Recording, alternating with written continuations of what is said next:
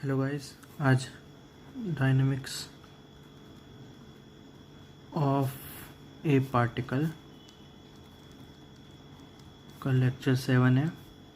आज के बारे में आज क्या पढ़ेंगे हम बेसिकली मूविंग पुलीज के बारे में बात करेंगे, जिन क्वेश्चंस में बेसिकली जो पुली होती है वो फिक्स नहीं होती, मूव कर रही होती है किसी एक्सलेशन से। तो उन क्वेश्चंस को कैसे सॉल्व करते हैं, मतलब तो थोड़े से वहाँ पर क्वेश्चंस ट्रिकी हो जाते हैं, तो उन क्वेश्चंस को कैसे सॉल्व करते हैं। और ये मतलब लाइक कॉमन क्वेश्चंस में जो कि आते हैं एग्जाम्स में। तो सबसे पहले एक स्टेटमेंट की बात करते हैं। ये हमारा स्टेटमेंट 4 है। स्टेटमेंट 4 की बात करते हैं। स्टेटमेंट 4 क्या कहता है हमारा? स्टेटमेंट 4 कहता है if one end of a string passing over a moving pulley। तो एक एंड स्ट्रिंग का जो स्ट्रिंग कैसे पास हो रही है, एक मूविंग पुली के ऊपर से पास हो रही है, इज फिक्स्ड। अगर उसका एक एंड फिक्स्ड है ऐसे स्ट्रिंग का जो कि मूविंग पुली से पास हो रही है, then the acceleration of other end, तो दूसरे एंड का जो एक्सेलरेशन है इस ट्वाइस, वो क्या है? ट्वाइस है किसके? Of the acceleration of the pulley, acceleration of moving pulley. तो मतलब एक मूविंग पुली है, ओके, उसके ऊपर से एक स्ट्रिंग पास हो रही है। उस स्ट्रिंग का एक एंड तो फिक्स है और दूसरा एंड क्या है? बेसिकली दूसरा एंड मूव कर सकता है। तो एक एंड फिक्स्ड है, दूसरा एंड मूव कर सकता है। तो मैं क्या कहता हूँ कि जो दूसरे एंड की एक्सेलरेशन होगी वो पुली के ट्वाइस होगी। ओके ओके, तो जो ऊपर वाला स्टेटमेंट है कि अगर एक एंड स्ट्रिंग का पास हो रहा है मूविंग पुली से और वो फिक्स्ड है वो वाला एंड, तो जो दूसरे एंड का एक्सेलरेशन होगा वो एक पुली के एक्सेलरेशन के ट्वाइस होगा। ये स्टेटमेंट है ऊपर वाला। तो इसे हम इस क्वेश्चन में प्रूव मतलब लगा के, पहले तो लगा के सॉल्व करूँगा इस स्टेटमेंट को इस क्वेश्चन में अप्लाई करूँगा और क्वेश्चन को सॉल्व करूँगा, बेसिकली एक्सेलरेशन निकालूंगा। और दूसरा पार्ट क्या करूँगा, ये जो ऊपर वाला स्टेटमेंट है इसे प्रूव करूँगा कि हम कैसे ये ऊपर वाला स्टेटमेंट आता कहाँ से, इस वाले क्वेश्चन में आपको प्रूव करके दिखाऊंगा। तो सबसे पहले तो नॉर्मल लगा के सॉल्व करते हैं। तो लगेगा कैसे? पहले तो ये देखो, तो आपको ये दिख रहा है, ये क्या है? एक मूविंग पुली है, ये फिक्स्ड नहीं है, ये दिख रही है, ये किसी चीज़ से फिक्स नहीं है, ये मूव कर सकती है। तो ये इस पर कैपिटल एम वाले ब्लॉक पे एक एफ फोर्स एक्ट कर रही है, तो ये एम वाला ब्लॉक कुछ एक्सेलरेशन ए से इधर की साइड मूव करेगा, जिसकी वजह से ये जो धागा है ये भी मूव करेगा, लाइक टेंशन होगी। तो ठीक है, तो इस धागे की वजह से इस पुली पे टेंशन कुछ लग रही होगी, जिसकी वजह से पुली भी कुछ एक्सेलरेट करेगी इस डायरेक्शन में। और ये पुली इस स्ट्रिंग सेट है, इस पुली के ऊपर ये स्ट्रिंग है, तो ये स्ट्रिंग भी कुछ मूव करेगी इधर की साइड, और इसकी वजह से ये स्मॉल एम भी कुछ मूव करेगा इधर की साइड। तो हमें इतना पता है, यहाँ तक का कोई दिक्कत नहीं। ओके, तो अब जो मैं कहना चाहता हूँ वो मैं कहना चाहता हूँ कि अगर मैं एफ सबसे क्वेश्चन कैसे सॉल्व करते हैं एफ बनाने से। तो स्मॉल एम को एफ बनाता हूँ। सबसे पहले स्मॉल एम का एफ बनाता हूँ। तो नीचे की साइड एम जी, कोई दिक्कत नहीं। ऊपर की साइड नॉर्मल, कोई दिक्कत नहीं। ओके, और इधर की साइड कौन सी? एक टेंशन फोर्स लगेगी, स्ट्रिंग जो लगा रही होगी एम वाले ब्लॉक पे, और इसका कुछ एक्सेलरेशन होगा स्मॉल ए इधर की साइड। यहाँ तक मुझे कोई दिक्कत नहीं। कैपिटल एम वाले ब्लॉक का एफ बनाता हूँ। नीचे की साइड कैपिटल एम जी, ऊपर की साइड कुछ नॉर्मल, इसे N1 कर देता हूँ, इसे N2 कर देता हूँ। ठीक है, इधर की साइड कुछ F, इधर की साइड कुछ T, इसे T1 कर देते हैं अगर, तो ये T2 है कुछ। ओके, क्योंकि अलग अलग स्ट्रिंग है, ये वाली स्ट्रिंग और ये वाली स्ट्रिंग अलग स्ट्रिंग्स हैं, तो अलग अलग टेंशन होंगी दोनों स्ट्रिंग में। Okay, T2।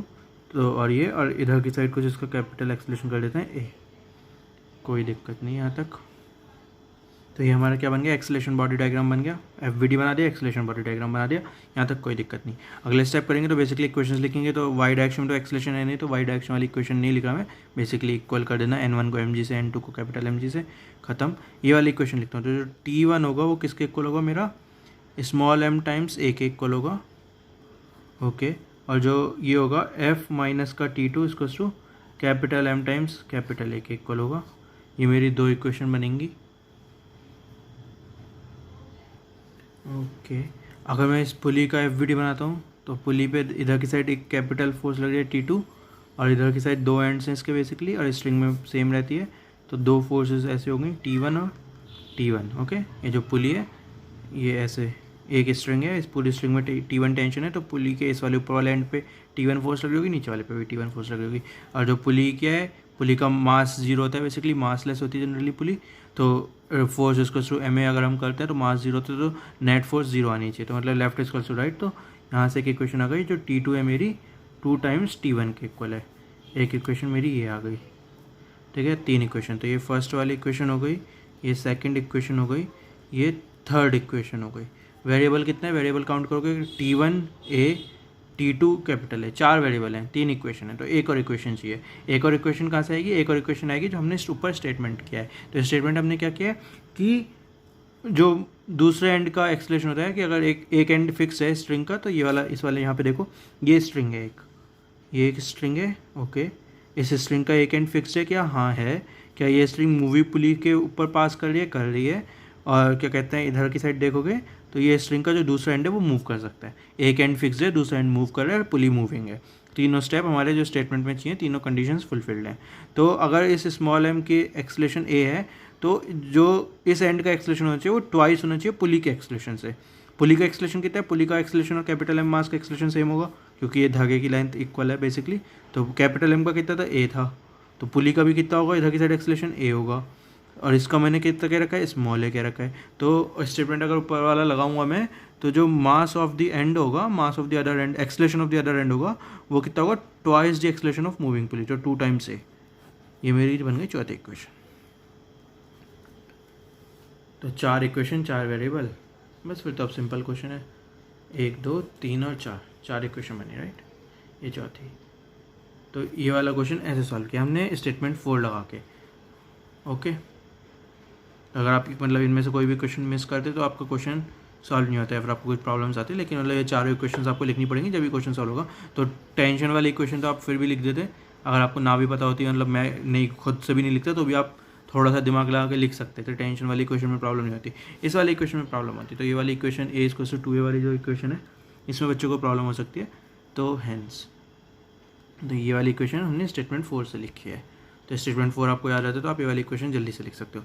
अब हम क्या करेंगे, अब मैं आपको यही क्वेश्चन करके दिखाऊंगा विदाउट स्टेटमेंट 4 लगाए, और मतलब वो एक जनरल तरीका है जिस तरीके से मैं करने वाला हूँ क्वेश्चन, उस तरीके से रिजल्ट आया है ये वाला, ओके। तो क्या स्टेप है कि जब कोई पुली मूव कर रही होती है तो उन क्वेश्चंस में हम कैसे क्वेश्चन सॉल्व करते हैं। तो सबसे स्टेप 1 है, सबसे स्टेप 1 करो। सबसे पहले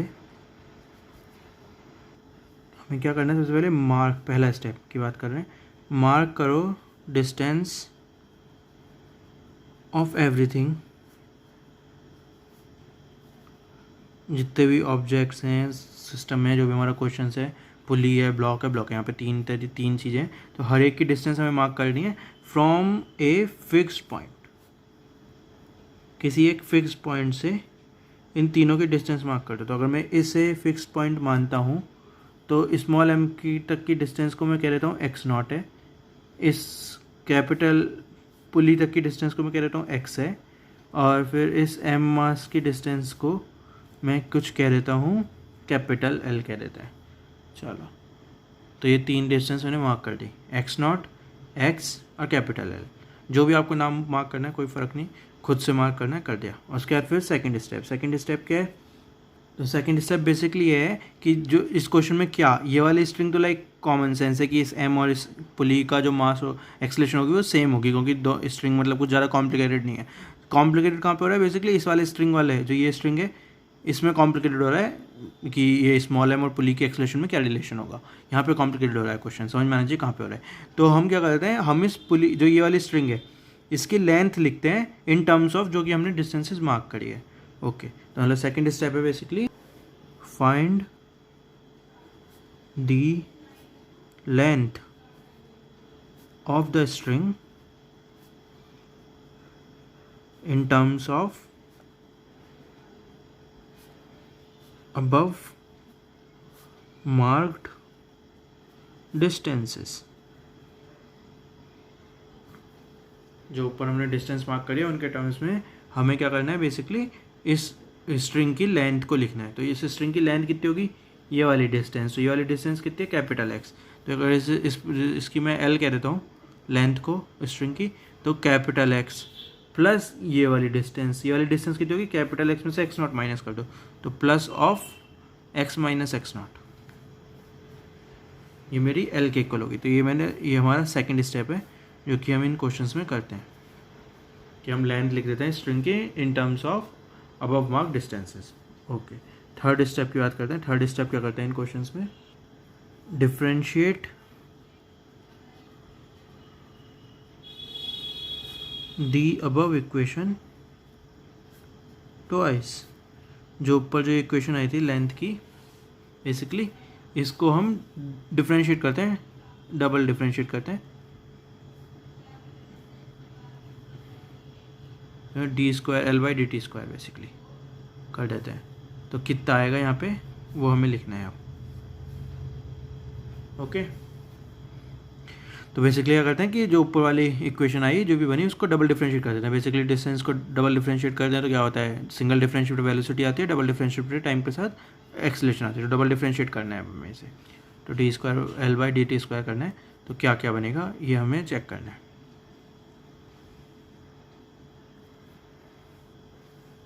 ओके, फोर्थ पॉइंट क्या है, फोर्थ पॉइंट है कि अब हमने जो डबल डिफरेंशिएट कर दिया तो जो D square by D T square वाली टर्म बन रही है जो भी यहाँ पे है ब्रैकेट में, उसको हमें रिप्लेस करना है बेसिकली एक्सेलरेशन से।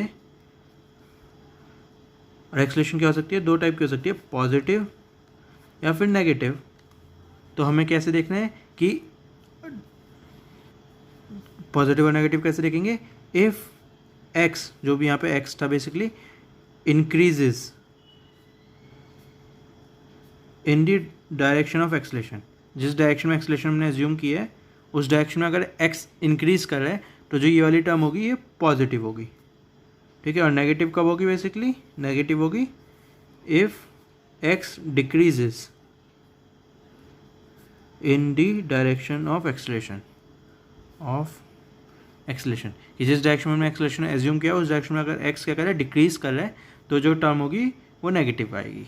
ओके, तो ऊपर वाली में अगर मैं लगाता हूँ तो ऊपर वाली इक्वेशन में ये वाला लगाता हूँ मैं, तो D square small L by D T square equals to D square by D T square of 2x, ठीक है ना। ये क्या था, x plus X minus X naught, तो 2x माइनस एक्स नॉट आ जाएगा, राइट। 2x माइनस का एक्स नॉट, तो D square by D T square of X naught. इसे डबल डिफरेंशिएट कर दिया। तो L क्या है, लेंथ ऑफ स्ट्रिंग। तो ये क्या टाइम के साथ लेंथ ऑफ स्ट्रिंग चेंज होने वाली है, नहीं, कांस्टेंट रहने वाली है। स्ट्रिंग की लेंथ तो सेम रहने वाली है, राइट। तो जो ये वाली टर्म हो गई ये तो हमारी बेसिकली जीरो हो गई। ओके, ये क्या है, 2 यहाँ से बाहर ले सकते हैं बेसिकली। और क्या है, D square capital x by D T square. तो क्या मेरा x, जिस डायरेक्शन में मैंने एक्सलेशन एज्यूम की है, x क्या है, ये x है बेसिकली पुली की, है ना, पुली की distance from the fix location. तो पुली की मैंने कैपिटल A ऐसे एज्यूम कर रखी है, राइट। तो कैपिटल A के बारे में बात कर रहा हूँ, तो क्या x एक्सलेशन की डायरेक्शन में जो x है वो बढ़ रहा है, हाँ, कैपिटल X बढ़ रहा है एक्सलेशन की डायरेक्शन में, तो पॉजिटिव। तो ये कितना आएगा, ये प्लस A के इक्वल आएगा, plus capital A minus times ये क्या है, D square by D T square of X not. X not कितना है, एक्स नॉट है इसकी, तो इसकी एक्सेलरेशन मैंने स्मॉल एज्यूम कर रखी है इस डायरेक्शन में। तो क्या एक्स नॉट ए की डायरेक्शन में बढ़ रही है, हाँ बढ़ रही है, तो पॉजिटिव आएगा। तो ये कितना आएगा, प्लस का स्मॉल है। ओके, तो ये यहाँ से आपकी इक्वेशन, तो अगले स्टेप में आप इसे लिख सकते हो कि स्मॉल ए इधर चला गया, तो इसको small a equals to 2 times a. तो basically acceleration of small box किसके इक्वल है, 2 टाइम्स एक्सेलरेशन ऑफ पुली के इक्वल है। और ये पुली का एक्सेलरेशन किसके इक्वल था, एम मास के इक्वल था। ओके, तो ये आपका क्वेश्चन हो गया सॉल्व। ये बेसिकली 4 स्टेप लगाने होते हैं जब हम क्या क्वेश्चन सॉल्व करते हैं। बेसिकली जहाँ पे भी मूविंग पुलिस वाले क्वेश्चन सॉल्व करते हैं तो वहाँ पे अगर ये 4 स्टेप, तो ये तो लाइक जनरल रूल हो गया ये 4 स्टेप लगाने का, कि ये जनरल तरीका है ताकि जिससे हम क्वेश्चन सॉल्व करते हैं। तो अभी मैंने आपको पीछे स्टेटमेंट 4 से करवाया था, वो इसका शॉर्टकट है बेसिकली एक पर्टिकुलर केस का, जहाँ पे एक एंड फिक्स होता है मूविंग पुली से और दूसरा एंड मूव कर सकता है और मूविंग पुली होती है। तो ये वाली सिचुएशन बहुत जगह पड़ती है, तो हमने इसका एक जनरल केस बना दिया, उसे स्टेटमेंट में लिख लिया कि इसका जो एंड की एक्सेलरेशन होती है वो ट्वाइस होती है ऑफ दी पुली की एक्सेलरेशन। और ये क्या है, जनरल तरीका है जिससे हम जनरली मूविंग पुलिस वाले क्वेश्चन सॉल्व करते हैं। तो और क्वेश्चंस पुली वाले सॉल्व करते हैं, देखते हैं कहीं पे स्टेटमेंट 4 लग के जल्दी से हो जाता तो वेल डन, नहीं लगता तो ऐसे सॉल्व करते हैं। ओके, तो ये हमारा सेकंड क्वेश्चन है।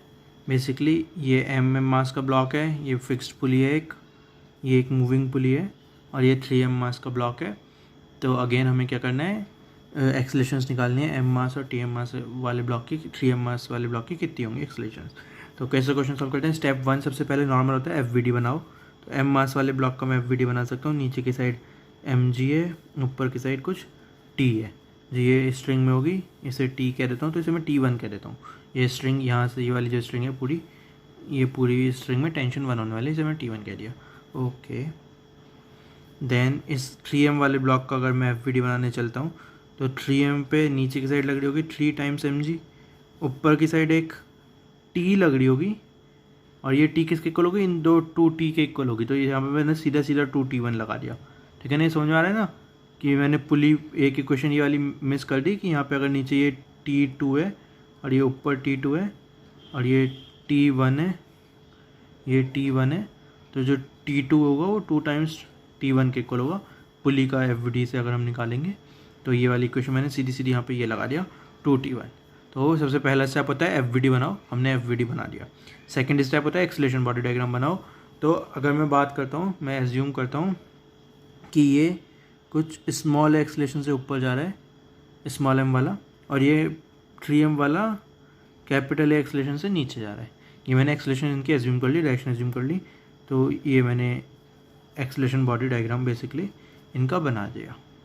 ओके, थर्ड स्टेप होता है बेसिकली स्मॉल ए और कैपिटल ए के बीच में रिलेशन निकालना है। तो स्मॉल ए और कैपिटल ए के बीच में रिलेशन कैसे निकलता है, तो दो तरीके से निकल सकते, मतलब एक तो जनरल तरीका है, या फिर अगर आप ऐसा कोई सिचुएशन है क्या जहाँ पे उसका एक एंड फिक्स्ड है मूविंग पुली और दूसरे एंड की एक्सलेशन हमें पता है, तो ये वाला केस तो सेम है। देखो ये क्या है, फिक्स्ड एंड, ये क्या है मूविंग पुली, ये क्या है दूसरा एंड। तो क्या दूसरे एंड की एक्सलेशन में पता है, तो मैं कह रहा हूँ ये ए इधर की साइड है, तो मुझे दूसरे एंड की एक्सलेशन पता है, नीचे की साइड ए है, राइट। इस वाले पॉइंट पर अगर मैं बात करता हूँ तो इसकी एक्सलेशन ए इधर की साइड है। ओके, तो मैंने क्या कहा था कि जो acceleration of the moving and होती है तो स्मॉल है वो किसके इक्वल होगी, ट्वाइस टाइम्स मूविंग पुली के। मूविंग पुली और 3m वाले ब्लॉक की एक्सलेशन सेम होगी, क्योंकि जो ये वाली जो स्ट्रिंग है बेसिकली, और जो ये वाली लेंथ है ये कांस्टेंट रहने वाली है। तो अगर 3m मास का ब्लॉक नीचे मूव करते हैं तो ये वाला धागा में एटलीस्ट कोई प्रॉब्लम नहीं है, ये भी उतना ही नीचे मूव करेगा, तो पुली भी उतनी नीचे मूव करेगी। 3m और पुली की जो एक्सलेशन है नीचे की साइड वो सेम रहने वाली है। तो पुली की मैं कह सकता हूँ कैपिटल ए नीचे की साइड है।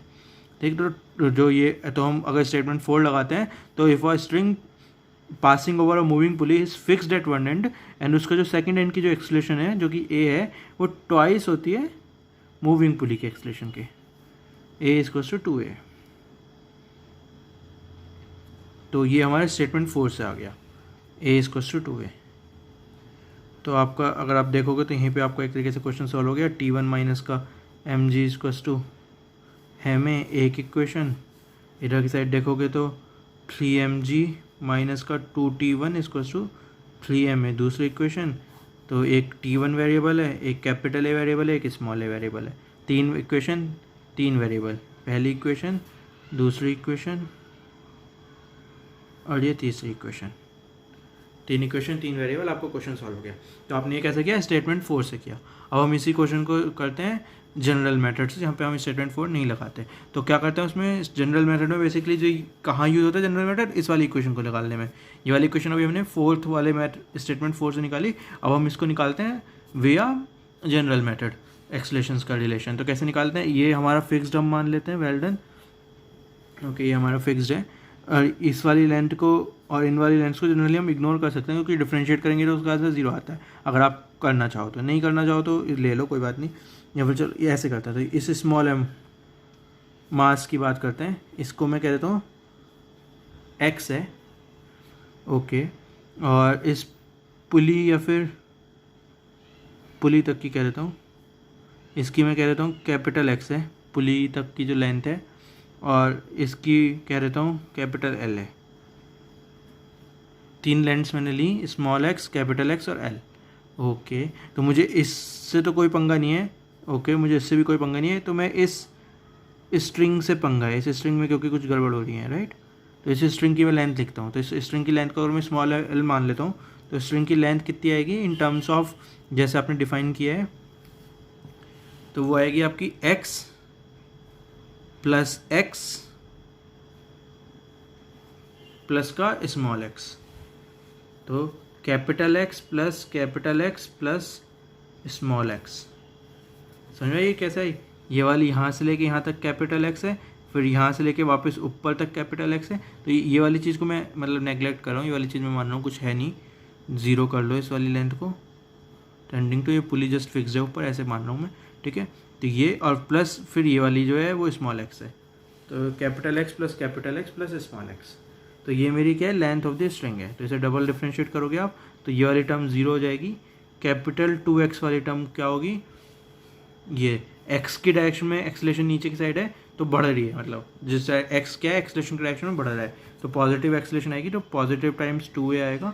प्लस का स्मॉल x की बात करो तो स्मॉल x क्या हो रहा है, एक्सलेशन क्या है ऊपर की साइड है और x क्या है नीचे की साइड है, तो बेसिकली x की डायरेक्शन में एक्सलेशन क्या हो रही है, सॉरी उल्टा, एक्सलेशन की डायरेक्शन में x क्या हो रहा है, घट रहा है। तो ये कितना आएगा, माइनस का स्मॉल है। तो यहाँ से आपकी इक्वेशन आ गई a=2a। तो ये आपने कैसे किया, बाय जनरल मेथड।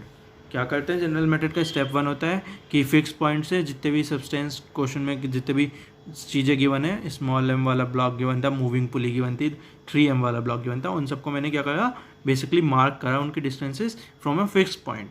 उसके बाद फिर मैंने स्ट्रिंग की लेंथ लिखी उन फिक्स पॉइंट्स उन डिस्टेंसेस के टर्म्स में जो कि मैंने अभी मार्क करी है। एंड देन उसके बाद हमने क्या करा, डबल डिफ्रेंशिएट कर दिया उस इक्वेशन को।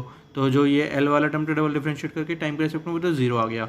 ये जो 2x वाला टर्म था वो 2 टाइम्स कैपिटल A हो जाएगा, और A क्या होगी, पॉजिटिव होगी, क्योंकि एक्सलेशन की डायरेक्शन में कैपिटल X बढ़ रहा है। और ये x क्या हो जाएगा, स्मॉल a आ जाएगा, लेकिन नेगेटिव होगी, क्यों, क्योंकि a की डायरेक्शन में जो x है वो घट रहा है, राइट। a की डायरेक्शन में a ऊपर की साइड है, x जो है हमारा घट रहा है, बेसिकली x ऑरिजिन से हमने ऊपर वाला फिक्स पॉइंट माना था तो नीचे तक डायरेक्शन है, तो x ऐसे वो नीचे थी लेकिन घट रही है तो नेगेटिव a आएगा। तो ये आपका बाय जनरल मेथड से आपकी ये इक्वेशन आ गई। तो ये वाली इक्वेशन आप चाहे फोर्थ वाली उससे कर सकते थे, चाहे जनरल मेथड कर सकते थे, दोनों साइड से आपकी इक्वेशन ये आ जाती है। ओके, ये एक और क्वेश्चन है जो कि सेम मूविंग पुली का क्वेश्चन है ये भी। तो ये लास्ट वाला क्वेश्चन है, तो ये मतलब इसमें आप सीधा सीधा फोर्थ वाला तरीका नहीं लगा सकते, तो ये इसलिए मैं आपको दिखाऊंगा ताकि इसमें सिर्फ जनरल मेथड लग सकता है। तो सबसे पहले तो आप FVD की बात करोगे, सिंपल। तो ये M1 का FVD ऊपर की साइड अगर टेंशन T1 है, नीचे की साइड M1G है, और इसकी मैं एक्सलेशन कुछ ऊपर की साइड मान लेता हूँ A। ओके, तो ये पहला स्टेप हो गया। M2 की बात करता हूँ अगर मैं, तो इस पर M2G नीचे की साइड है और ऊपर की साइड कितनी होगी, 2T1 होगी, राइट।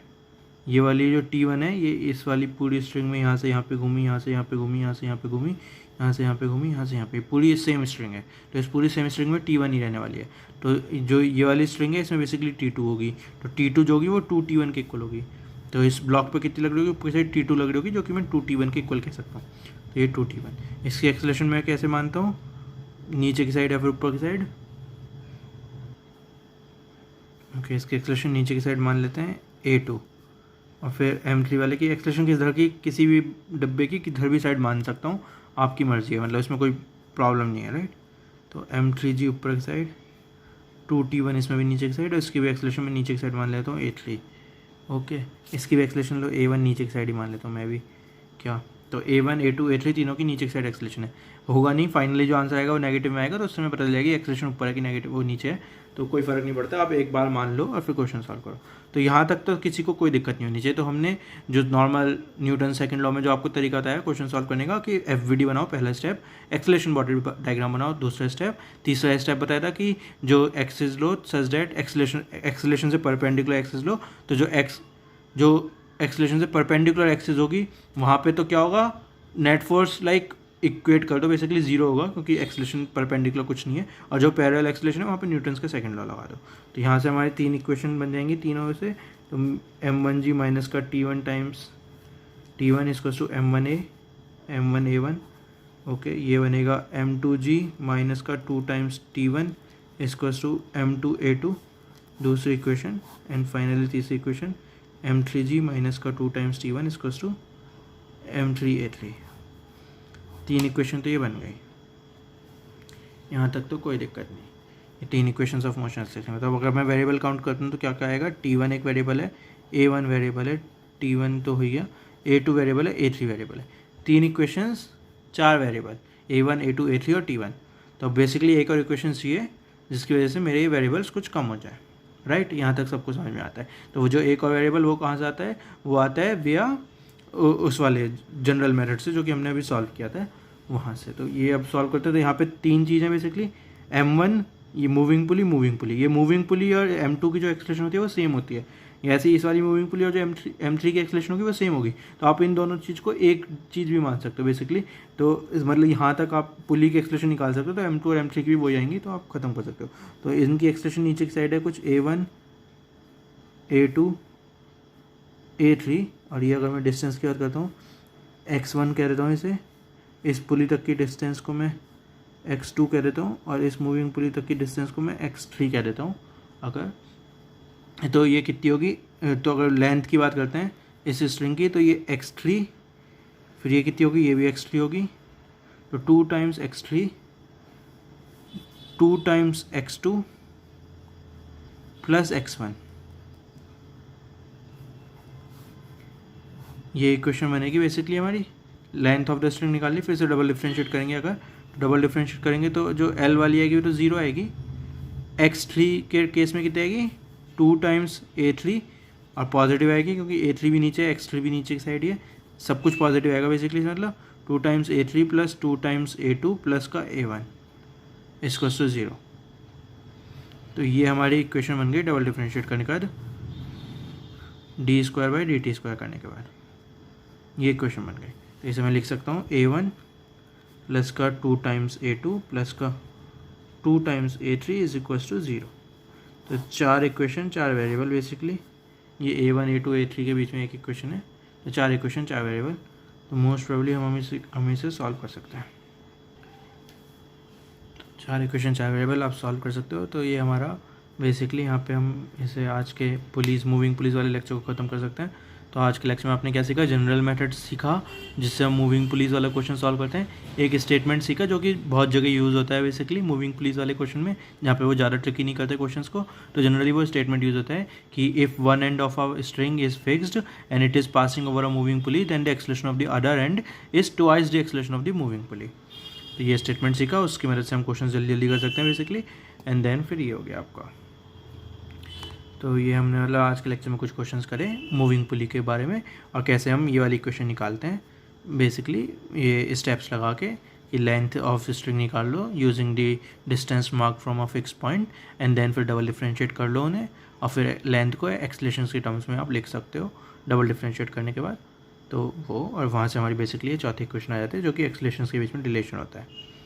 ओके, तो ये समझ में आ रहा है ना, इन एक्सलेशन के बीच में हम ऑफकोर्स कुछ ना कुछ रिलेशन होगा, ये इंडिपेंडेंट नहीं होगा। a1 a2 a3 constrained motion है थोड़ा, कि अगर कुछ a1 कुछ होगा तो लाइक a2 और a3 के बीच में कुछ रिलेशन होगा, क्योंकि ये जो लेंथ ऑफ द स्ट्रिंग है वो कांस्टेंट रहने वाली है। तो एक धागा खींचोगे तो दूसरा धागा ऊपर जाएगा, समथिंग किसी रेशियो से जाएगा, एग्जैक्टली उतना नहीं जाएगा क्योंकि पुली भी मूव कर रही है, लेकिन जाएगा। तो मतलब इसके a3 की वजह से a1 और a2 पे फ़र्क पड़ेगा, तो कुछ a1 a2 a3 में कुछ रिलेशन होगा।